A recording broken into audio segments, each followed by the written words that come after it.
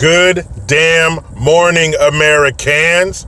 Jericho Green here with you once again, and we got another small victory in the Supreme Court. It really does matter who you appoint. We're getting these little small victories here and there, but we're stacking them into big ones. We're stacking them into success for us, Americans, which is who it's all about, right? We're the reason for the fucking season. So, today they decided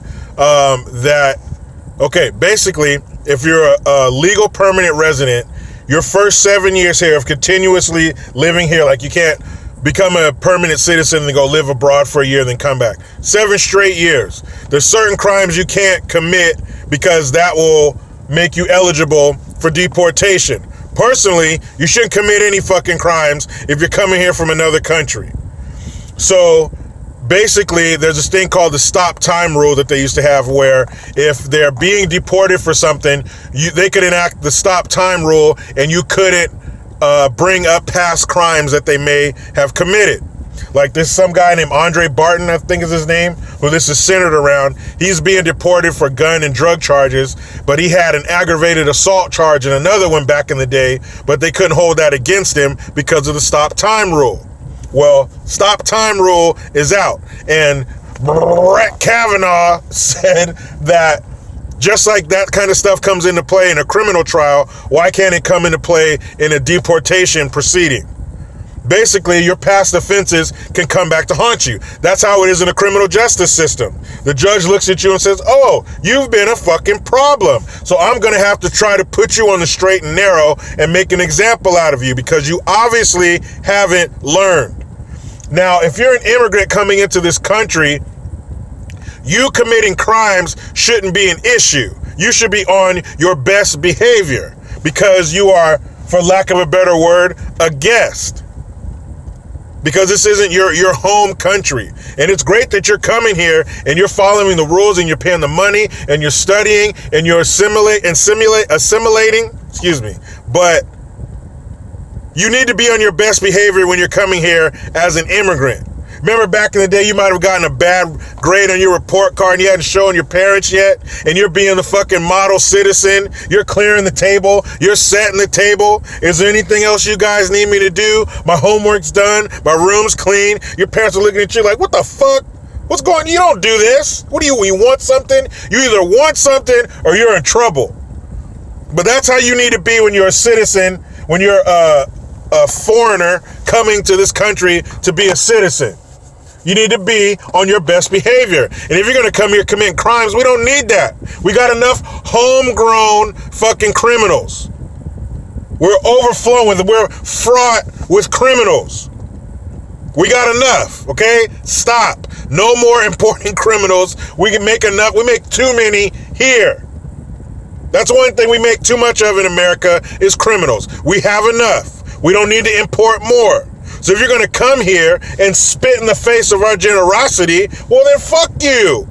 We're going to have to open up that closet and see how many skeletons are in it. And if you're doing shit like drug and gun offenses, aggravated assault, no, get the fuck out of here.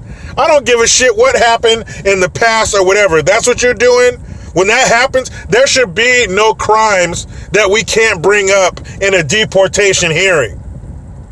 Any crime, period. You're not supposed to do that shit. And especially to this level. We've all committed crimes. We've all sped. We've all been speeding in our cars. We may or may not have had too much to drink behind the wheel. Things like that, low-level infractions that we're all guilty of in some way. That's not what I'm talking about. I'm talking felonies, aggravated assault, gun charges, drug charges. You gotta fucking go. That's a one-way ticket back to wherever your dumbass came from. We don't need you. We never will. Keep that shit over there. And of course, it was right. Basically, it ended up being 5-4. But basically, conservatives over here were for it.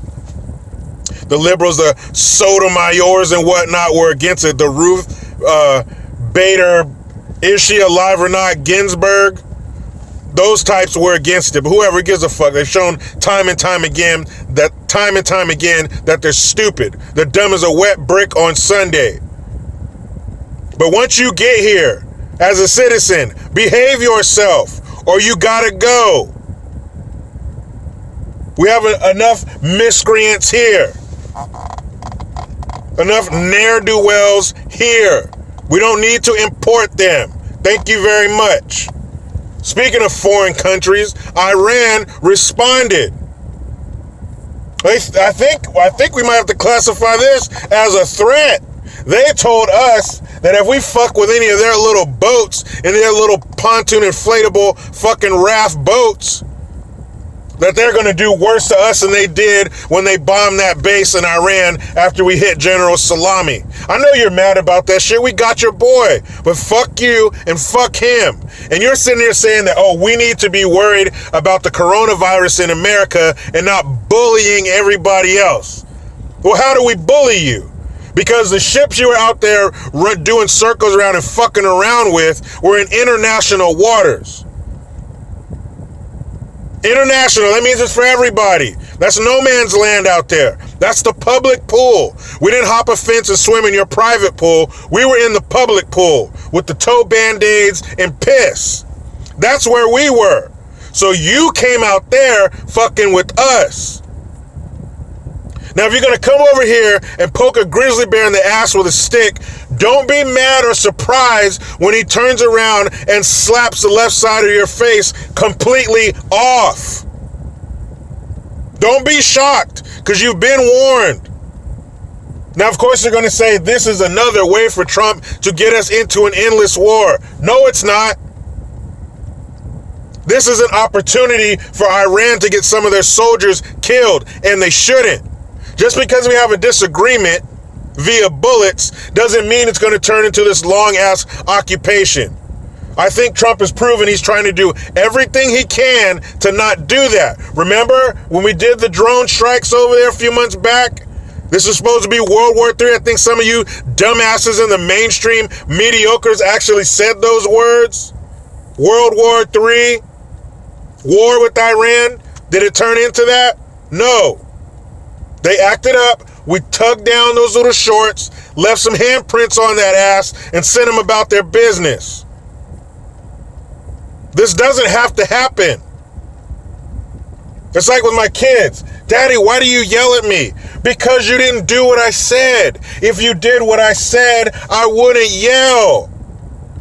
I don't want to yell at you. I love you. I want this day to be peaceful and smooth. But when you don't listen to me, that pisses me off and it causes my voice to go up in volume. So if you listen, I won't yell. So Iran, if you don't go out there sending your little boats buzzing around us, you won't get fucked up. We don't want to fuck you up, but we can and we will. So just leave us alone. It's like when a wild animal attacks somebody and kills them. What's the first thing they do?